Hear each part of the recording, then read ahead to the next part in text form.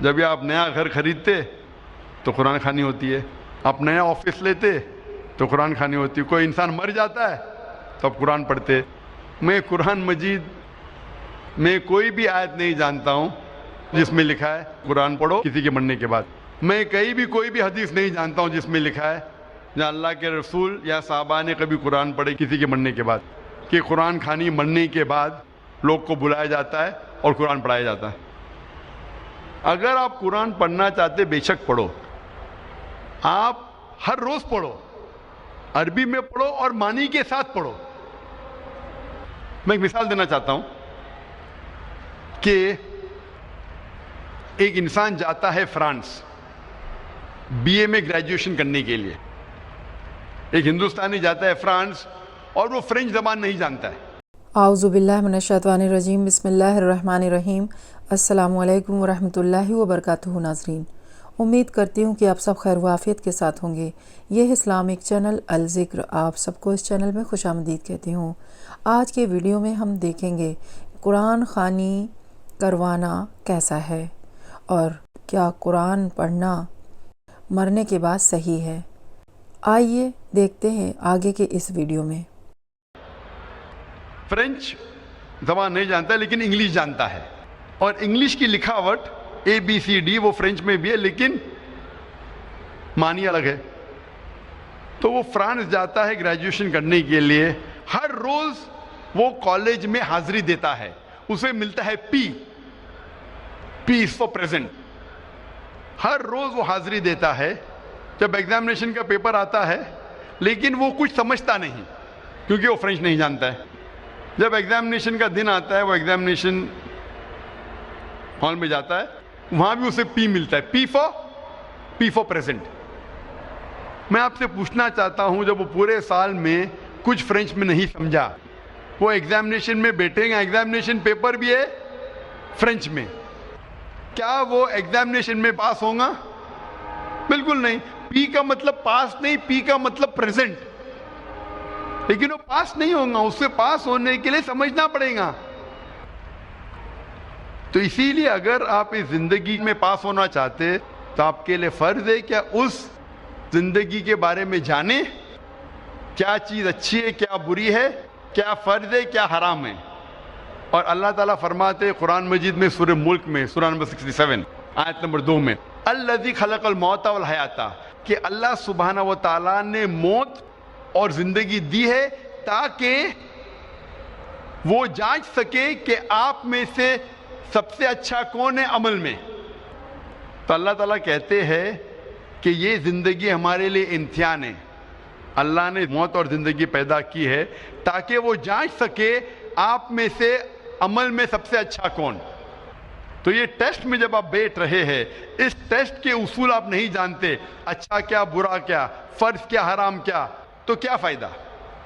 تو اگر آپ اس امتحان میں، زندگی کے امتحان میں پاس ہونا چاہتے ہیں تو آپ کے لیے فرض ہے کہ آپ یہ جانیں کہ اس امتحان کے اصول کیا ہے، اس کے فرائض کیا ہے۔ میں ایک مثال دینا چاہتا ہوں کہ اگر آپ کا ایک قریب دوست بمبئی سے آتا ہے کشن گنج میں آپ کو ملنے کے لیے، لیکن وہ انگریزی زبان میں مہارت رکھتا ہے میرے جیسا، اور وہ ٹوٹی پوٹی اردو بات کر لیتا ہے میرے جیسا، آپ کے ساتھ آتا ہے کشن گنج میں، ایک ہفتہ رہتا ہے، آپ کا قریب دوست ہے، ایک ہفتہ رہتا ہے اور آپ کا جگری یار ہے۔ ایک ہفتے بعد وہ واپس جاتا ہے، لیکن کیونکہ وہ اردو یا ہندی تھوڑی بہت بول لیتا تھا لیکن لکھنا نہیں آتا ہے، وہ بمبئی جا کے آپ کو خط لکھتا ہے انگریزی میں، اور انگریزی زبان آپ کو نہیں آتی۔ وہ خط جب آپ کو انگریزی میں لکھتا ہے، آپ کو انگریزی نہیں آتی، تو آپ کیا کریں گے؟ آپ یہ جاننے کی کوشش نہیں کریں گے کہ میرا جگری یار کیا کہہ رہا ہے اپنے خط میں؟ کوشش کریں گے کہ نہیں؟ آپ کیا کریں گے؟ اس خط کو لے کے جائیں گے ایسے انسان کے پاس جو انگریزی جانتا ہے، اس خط کا ترجمہ کر سکے گا۔ آپ جاننا چاہیں گے کہ میرے جگری یار نے، میرے قریب دوست نے خط میں کیا لکھا، تو یہ فرض نہیں کہ آپ جاننا چاہیں گے کہ ہمارے خالق، ہمارے رب اللہ سبحانہ و تعالیٰ نے اپنے آخری پیغام میں کیا پیغام دیا انسانوں کے لیے۔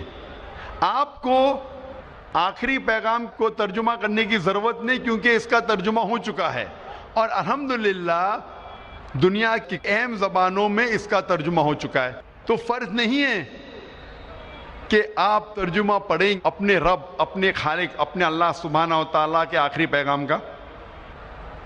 ہم مسلمان الحمدللہ قرآن مجید کی عزت کرتے ہیں، لیکن اکثر لوگ اتنی عزت دیتے ہیں کہ قرآن مجید کے مین مقصد کو بھول جاتے ہیں۔ عزت دو لیکن قرآن مجید کے مقصد کو مت بھولو۔ ہم مسلمان قرآن مجید کو ایک اونچے شیلف پہ رکھتے ہیں، اپنی الماری کے سب سے اونچے شیلف پہ رکھیں گے، اتنے اونچے شیلف پہ کہ آپ کو سٹول لینے پڑیں گا، اور قرآن مجید کو پھر رکھتے اوپر کہ اتارنے کے لیے اس کو مشکل ہو جائے۔ قرآن مجید ایک ہدایت کی کتاب ہے، ایک گائیڈ ہے۔ آپ اگر گائیڈ ہر روز جو پڑھی جانے والی کتاب ہے اس کو اتنے اونچائی پہ نہیں رکھیں گے کہ اس کو نکالنا مشکل پڑے، ایسے جگہ پہ رکھیں گے جہاں سے نکالنا آسان ہے۔ ہم مسلمان قرآن مجید کو مخمل کے کپڑے میں باندھتے ہیں، اور اتنا ٹائٹ باندھتے ہیں کہ کھولنے کے لیے 5 منٹ لگتا ہے، اور اگر بند کرنے پڑے وہ مخمل کے کپڑے میں باندھنے کے اور 5 منٹ لگیں گا۔ تو اگر آپ کے پاس 10 منٹ ہے تو آپ سوچیں گے 10 منٹ میں قرآن کیا پڑھنے کا، 5 منٹ تو کھولنے کے لگے گا، 5 منٹ باندھنے کے لیے تو چھوڑو بھی نہیں پڑیں گے۔ قرآن مجید کو عزت دو، قرآن مجید کا احترام کرو، لیکن اتنا مت کرو کہ مقصد ہی فوت ہو جائے۔ عزت دو، اونچائی پہ رکھو، پر اتنی اونچائی پہ نہیں کہ نکالنا مشکل پڑے۔ اس کو محفوظ رکھو، لیکن اتنا ٹائٹ مت باندھو کہ کھولنا مشکل پڑے اور بند کرنا مشکل پڑے۔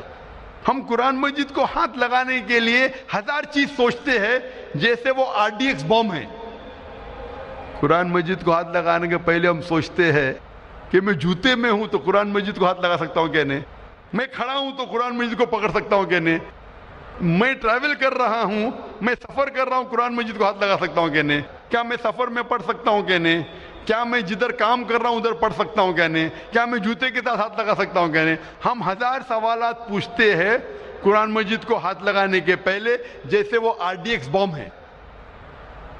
قرآن مجید ہمارے زندگی کی ہدایت کی کتاب ہے، وہ ایسی کتاب ہے جو روز پڑھی جانے والی کتاب ہے، اور کہیں نہیں لکھا ہے کہ ہم جوتے کی حالت میں قرآن مجید کو نہیں پکڑ سکتے، ہم کبھی سفر کر رہے تو قرآن مجید کو نہیں پڑھ سکتے۔ ہمارے اتنے خود کے شرائط ہے کہ یہ ہمیں قرآن مجید کو پڑھنے سے روکتے ہیں، یہ ہمارے بنائے ہوئے شرائط ہے جو قرآن مجید کو پڑھنے سے روکتے ہیں۔ یہ ہدایت کی کتاب ہے، اسے روز پڑھو۔ آپ جب عرب ممالک جائیں گے آپ دیکھیں گے عرب جب مسجد میں آتے ہیں نماز پڑھنے کے لیے، اور اگر چند منٹ باقی ہے، 10 منٹ باقی ہے تو ضائع نہیں کرتے، کیا کرتے؟ فوراً قرآن مجید کو لیتے اور پڑھنے لگتے ہیں۔ جب اقامت ہو جاتی ہے قرآن مجید کو رکھ کے نماز پڑھنے لگتے ہیں۔ ہماری مسجد میں بھی آپ دیکھیں گے چند لوگ قرآن مجید پڑھتے ہیں، لیکن صرف سب سے پہلی صف میں، اول صف میں۔ دوسری صف میں آپ دیکھیں گے نہیں، کیوں؟ دوسری صف میں اگر کوئی قرآن مجید پڑھے گا تو کوئی آ کے ٹوکے گا، اس کی پیٹھ قرآن مجید پہ حرام۔ آپ قرآن مجید کو پیٹھ نہیں دکھا سکتے، اور اگر آپ قبلے کی طرف پیٹھ کر کے قرآن مجید پڑھے وہ بھی حرام۔ میں مسجد حرام الحرم میں مکہ میں کئی بار گیا ہوں، اور وہاں بچوں کو قرآن پڑھایا جاتا ہے روز۔ دیکھا ہوں میں استاد کا منہ قبلے کی طرف، اور سب بچے استاد کو دیکھ کے پڑھ رہے، کدھر بھی نہیں لکھا ہے کہ کعبہ کو پیٹ کر کے قرآن مجید نہیں پڑھ سکتے۔ اور اکثر لوگ جب بیٹھتے قرآن مجید پڑھنے کے لیے تو صف میں بیٹھے رہتے، ان کی پیٹھ قرآن مجید کی طرف ہے۔ یہ ہمارے خود کے بنائے ہوئے شرائط لگاتے قرآن مجید پڑھنے کے لیے، خود کے شرائط جو قرآن مجید کا مقصد فوت ہو جاتا ہے۔ کم از کم قرآن مجید تو پڑھو۔ میں ایک چٹکلا سنانا چاہتا ہوں آپ کو۔ ایک اپنے ہندوستان کے اچھے قاری تھے، بہترین قاری، جو جاتے سعودی عربیہ، اور اس وقت مغرب کی صلاح کا وقت تھا۔ تو وہ سعودی حضرات جانتے تھے کہ اچھے قاری ہے، تو بولے قاری صاحب آپ امامت کرو۔ تو قاری صاحب مغرب کی صلاح میں پڑھتے ہیں سورہ یوسف کی آیت، اور نماز ختم ہونے پہ سلام پھیرتے۔ تو اس وقت ایک عرب، ایک سعودی وہ قاری کو دیکھ کے مسکراتا ہے. تو قاری صاحب پوچھتے کیا میری قرات پسند نہیں آئی؟ تو رب کہتا ہے کہ قرات تو بہت پسند آئے، لیکن میں سوچ رہا تھا کہ نماز میں آپ نے یوسف علیہ السلام کو کنویں میں ڈالا، لیکن نماز کے پہلے کنویں کے باہر کیوں نہیں نکالا؟ ابھی جو لوگ قرآن مجید کو ترجمے کے ساتھ پڑھ چکے وہی چٹکلے کو سمجھیں گے، جو نہیں پڑھ چکے وہ نہیں سمجھیں گے. جو لوگ قرآن مجید کو ترجمے سے نہیں پڑھے، میں کہنا چاہتا ہوں کہ قرآن مجید میں ذکر آتا ہے یوسف علیہ السلام کا، اور آپ پڑھ چکے ہوں گے کہ سورہ یوسف میں یوسف علیہ السلام کے بھائی سب مل کے یوسف علیہ السلام کے خلاف ہوتے اور اسے ڈالتے ہیں کنویں میں. سوچتے ہیں کہ کنویں میں ڈالیں گے ابھی وہ مر جائیں گا اور چلے جاتے، لیکن اللہ سبحانہ و تعالیٰ کو یوسف علیہ السلام کو بچانا ہوتا تو ایک قافلہ آتا ہے اور یوسف علیہ السلام کو کنویں کے باہر نکالتا ہے. تو یہ سعودی پوچھتے ہیں کہ آپ نے سلام یوسف علیہ السلام کو کنویں میں تو ڈالا، لیکن صلاح کے پہلے کنویں سے باہر کیوں نہیں نکالا؟ اللہ سبحانہ و تعالیٰ فرماتے ہیں سورہ محمد میں، سورہ نمبر 47 آیت نمبر 24 میں، کہ آپ قرآن کو سمجھنے کی کوشش نہیں کرتے یا آپ کے دل پہ تالے لگے ہیں. اللہ تعالیٰ فرماتے ہیں کہ آپ قرآن کو سمجھنے کی کوشش نہیں کرتے یا آپ کے دل پہ تالے لگے ہیں. اللہ تعالیٰ فرماتے ہیں سورہ بقرہ میں سورہ نمبر 2 آیت نمبر 159 میں کہ اگر آپ چھپائیں گے وہ آیت جو نازل کی گئی ہے اور جو ہدایت اللہ تعالیٰ نے صاف کیا ہے قرآن میں، تو اللہ سبحانہ و تعالیٰ کی لعنت ہوگی آپ پہ. یعنی آپ قرآن مجید کی آیتوں کو مت چھپاؤ، جو اللہ نے ہدایت دی اسے مت چھپاؤ، نہیں تو اللہ تعالیٰ آپ پہ لعنت برسائیں گے. اور اللہ تعالیٰ فرماتے ہیں سورہ فرقان میں سورہ نمبر 25 آیت نمبر 30 میں محمد صلی اللہ علیہ وسلم کہیں گے کہ اے رب، یہ میرے لوگ ہیں، these are my people who have taken the Quran for foolish nonsense. یہ میرے لوگ ہیں جو قرآن کو نہ سمجھ سکے. میں قرآن کو فولش نانسنس جیسا لیا. قرآن کو پڑھنے کے 2 طریقے ہوتے ہیں، ایک ہے تذکر قرآن، ایک ہوتا ہے تدبر قرآن. تذکر قرآن یعنی قرآن کو پڑھنا، عام طور پہ پڑھنا، اور جو ہم عربی میں بھی کر سکتے اور ترجمے کے ساتھ بھی کر سکتے. ایک ہوتا ہے تدبر قرآن، یعنی قرآن کے معنی پہ تدبر کرنا، to ponder over the meaning of the Quran. تذکر قرآن کرنا تو انسان کے لیے آسان ہے، تدبر قرآن کرنا بہت اہم ہے، جو عربی زبان سے اور بہتر کر سکتے، ترجمے کے ذریعے بھی کر سکتے، لیکن اتنے بہترین طریقے سے نہیں جیسے آپ عربی زبان سے کر سکتے. کیونکہ عربی زبان اتنی اونچی زبان ہے، اتنی اچھی زبان ہے، اگر آپ جانیں تو ترجمہ میں وہ لطف نہیں آئے گا. تو تدبر قرآن آپ بہتر کر سکتے عربی زبان جاننے کے بعد. اور اکثر آپ کتاب کوئی پڑھیں گے، 1 بار پڑھیں گے، 2 بار پڑھیں گے، تیسری چوتھی بار میں آپ تھک جائیں گے. لیکن قرآن مجید اگر 1000 بار بھی پڑھیں گے، 1001 بار پڑھیں گے، پھر بھی آپ کو مزہ آئے گا، پھر بھی آپ لطف اٹھائیں گے، پھر بھی آپ ہدایت پائیں گے. کیونکہ ہر قرآن کی آیت کے الگ پہلو ہے. قرآن مجید ایک ہی آیت ایک عام انسان پہ بھی چھا جاتی ہے اور ایک عالم کو بھی. جتنی بار آپ قرآن مجید پڑھیں گے سمجھ کے، اتنی بار آپ کو اور مزہ آئے گا، آپ کو اور ہدایت ملیں گی، آپ کبھی بھی نہیں تھکیں گے. اسی لیے ہر مسلمان کے گھر میں قرآن مجید ہونا فرض ہے، نہ کہ صرف عربی زبان میں. لیکن اگر عربی زبان نہیں جانتے آپ سمجھنا، تو فرض ہے کہ آپ قرآن مجید کا ترجمہ اپنے گھر میں رکھیں، اس زبان میں جو زبان میں آپ کو مہارت ہے. اگر اردو میں مہارت ہے تو اردو میں رکھیے، ہندی میں مہارت ہے تو ہندی میں رکھیے، انگلش میں مہارت ہے تو انگلش میں رکھیے، گجراتی میں مہارت ہے تو گجراتی میں رکھیے. لیکن فرض ہے کہ آپ کے گھر میں قرآن مجید کا ترجمہ ہونا چاہیے اور اسے روز آپ کو پڑھنا چاہیے. سب سے بہترین تحفہ اگر آپ کسی کو دے سکے وہ ہے قرآن مجید ترجمے کے ساتھ. چاہے شادی کا موقع ہو، چاہے آپ کا دوست نیا گھر لیا ہے یا نئی آفس میں جا رہا ہے، سب سے بہترین تحفہ ہے قرآن مجید کا ترجمہ. غریب انسان بھی اسے پسند کرے گا اور امیر بھی اسے پسند کرے گا. اور سب سے بہترین تحفہ آپ اپنے بچوں کو دے سکتے ہیں وہ ہے قرآن مجید. اور یہ تحفہ اس کی زندگی کے آخری دن تک اسے ہدایت دیتا رہے گا. اکثر ہم مسلمان ہمارے بچوں کو قرآن مجید پڑھنا سکھاتے عربی میں، لیکن ہم یہ نہیں ضروری سمجھتے تھے کہ ہمارے بچوں کو عربی زبان آنا چاہیے. عربی تو پڑھ سکتے ہیں لیکن عربی سمجھ نہیں سکتے، اور ہمارے والدین اسے اہم نہیں سمجھے، اسے ضروری نہیں سمجھے کہ ہمیں عربی زبان سکھائے. لیکن آج ہمیں عہد لینا پڑے گا، ایک وعدہ لینا پڑے گا، کم از کم ہم ہمارے بچوں کو عربی زبان سکھائے. عربی زبان سکھائے تاکہ وہ اللہ سبحانہ و تعالیٰ کا آخری پیغام سمجھ سکے اور اس پہ عمل کر سکے. اور یہ تحفہ آپ اپنے بچوں کو دیں گے عربی زبان سکھانے کا اور اس کے ساتھ قرآن مجید دینے کا، یہ سب سے بہترین تحفہ ہوگا. ہمارے والدین اسے اہم نہیں سمجھے تھے، اسے ضروری نہیں سمجھے تھے، لیکن آج ہمیں وعدہ لینا ہوگا کہ کم از کم ہم ہمارے بچوں کو عربی زبان سکھائے. میں جانتا ہوں کہ میں چھوٹا سا دائی ہوں، میں عربی زبان نہیں جانتا ہوں، تھوڑی بولی شوئی ادھر ادھر. میں جانتا ہوں کہ عربی زبان جاننا کتنا اہم ہے، اسی لیے میں نے میرے تینوں بچوں کو عربی زبان سکھائی. 3 سال کی عمر سے سکھائی. میری بیٹی 13 سال وہ بھی عربی زبان جانتی ہے، میری بیٹی جو 15 سال وہ بھی جانتی ہے، اور میرا بیٹا جو 17 سال کا وہ بھی جانتا ہے. عربی زبان جانتا ہے اور تینوں حفاظ ہے ماشاءاللہ.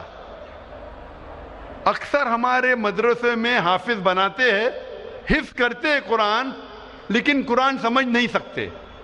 حفظ کرنا اچھی بات ہے الحمدللہ، میں یہ نہیں کہتا ہوں غلط بات ہے، بہت اچھی بات ہے، انشاءاللہ آپ کو ثواب ملے گا. لیکن اگر حفظ کے ساتھ انہیں عربی زبان سکھائے تو سونے پہ سہاگا. انشاءاللہ امید ہے کہ ہماری دوسری نسل جو قرآن کو حفظ کریں گی، جو عربی زبان جانیں گی اور قرآن پہ عمل کریں گی، ہم سے کئی گنا اچھی ہوں گی.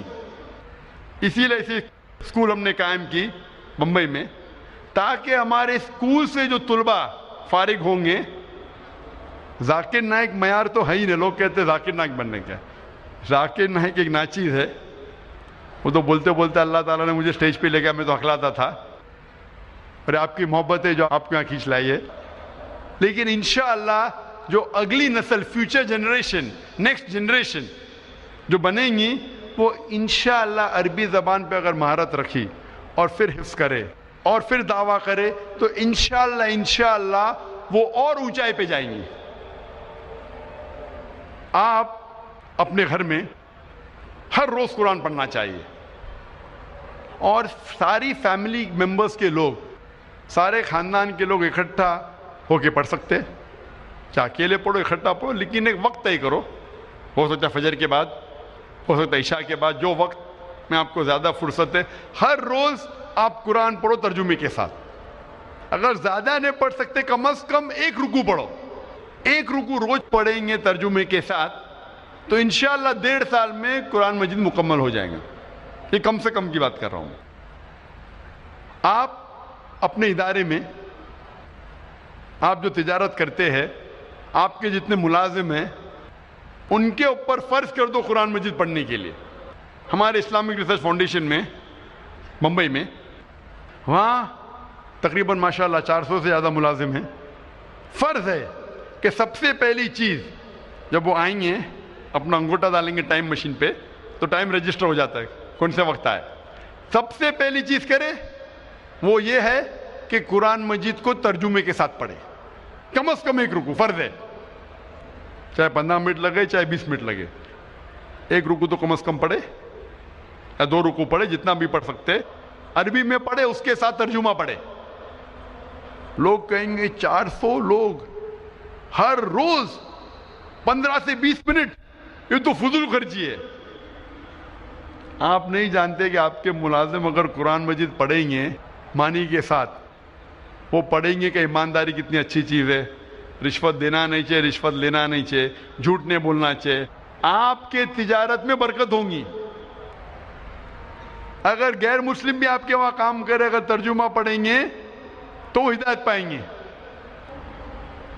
اور جب بھی وقت آپ کو ملے تو کوشش کرے کہ قرآن مجید پڑھے۔ ایک ہوتا ہے کہ پہلے صف سے آخری تک پڑھے، اگر بیچ میں وقت مل گیا تو آپ انڈیکس کے ذریعے، انڈیکس ہوتا ہے مثال کے طور پہ قرآن مجید عبداللہ انڈیکس ہے، آپ انڈیکس کے جو موضوع پہ پڑھنا چاہتے ہیں، نساء عورت کی موضوع پہ پڑھیے، محمد صلی اللہ علیہ وسلم محمد صلی اللہ علیہ وسلم کا ذکر کیا قرآن مجید میں پڑھیے، جو موضوع پہ آپ کو انٹرسٹ ہے انڈیکس کے ذریعے پڑھ سکتے۔ آپ قرآن مجید کو کہیں سے کھول کے پڑھ سکتے، لیکن جب بھی آپ کو وقت ہے آپ قرآن مجید پڑھیے، یہ آپ کو ہدایت دیں گا اور انشاءاللہ اس دنیا اور آخرت میں بھی آپ کے لیے یہ فائدہ مند ثابت ہوگا۔ اللہ تعالیٰ فرماتے ہیں سورہ حشر میں، سورہ نمبر 59 میں، آیت نمبر 21 میں، کہ اگر قرآن پہاڑ پہ نازل ہوتا تو یہ پہاڑ جھک جاتا اور پردے ہو جاتا ہے اللہ کے خوف میں۔ یعنی اللہ تعالیٰ فرماتے سورہ حشر میں سورہ نمبر 59 آیت نمبر 21 میں، اگر قرآن پہاڑ پہ نازل ہوتا تو پہاڑ جھک جاتا اور پردے ہو کے گر جاتا اللہ کے خوف سے، لیکن ہم مسلمانوں کو کوئی فرق نہیں پڑ رہا ہے۔ پہاڑ نشانی ہے طاقت کی، ہم مسلمانوں کے اوپر اگر قرآن نازل ہوا سارے انسانوں پہ، ہم مسلمان اگر پڑھے اور اس سے ہدایت پائے تو انشاءاللہ یہ ہمیں فائدہ مند ثابت ہوگا اس دنیا میں اور آخرت میں بھی۔ اور آج ہم دیکھتے ہیں دنیا بھر میں کہ مسلمان ہمیشہ نیچے دیکھے جاتے۔ ایک وقت تھا جو مسلمان عروج پہ تھے، آج ہم عروج پہ نہیں ہیں، آج ہم نیچے ہیں۔ کیوں؟ کیونکہ پہلے ہم مسلمان قرآن اور حدیث کے قریب تھے، اسی لیے ہم عروج پہ تھے۔ آج ہم مسلمان نیچے ہیں کیونکہ ہم قرآن مجید سے دور ہوتے جا رہے ہیں۔ انشاءاللہ اگر پھر سے ہم قرآن مجید کے قریب آئیں گے تو انشاءاللہ ہم پھر سے عروج پہ پہنچ جائیں گے۔ میں تقریر ختم کرنا چاہتا ہوں اس حدیث سے جو حضرت عثمان رضی اللہ عنہ نے بیان کی تھی، جو صحیح بخاری میں ہے، جلد نمبر 6 حدیث نمبر 5027 میں حضرت عثمان رضی اللہ عنہ فرماتے کہ محمد صلی اللہ علیہ وسلم نے فرمایا، خیرکم من تعلم القرآن وعلمہ، کہ سب سے بہترین وہ ہے جو قرآن سمجھ کے پڑھتا ہے اور اس کا علم دوسروں تک پہنچاتا ہے۔ وآخر دعوانا الحمدللہ رب العالمین۔ جی ناظرین، آپ نے اس ویڈیو میں دیکھا کہ قرآن خوانی کرنا کیسا ہے اور قرآن کس وقت اور کیسے پڑھنا چاہیے۔ قرآن اللہ کے طرف سے ہم سب کے لیے تحفہ ہے اور ہم سب کے لیے ہدایت نامہ ہے۔ اللہ سبحانہ و تعالیٰ نے قرآن کو اس دنیا میں اتارا اس لیے تاکہ ہم اسے ہدایت پا سکیں۔ ہم سب کو چاہیے کہ قرآن کو سمجھ کے پڑھیں، اس میں عمل کریں اور دوسروں تک پہنچائیں۔ جی ناظرین، اگر آپ کو یہ ویڈیو پسند آیا ہو تو اس کو لائک کریں، شیئر کریں صدقہ جاریہ کی نیت سے، اور سبسکرائب کریں چینل کو۔ میں نیکسٹ ویڈیو میں پھر ملوں گی، تب تک کے لیے اللہ حافظ۔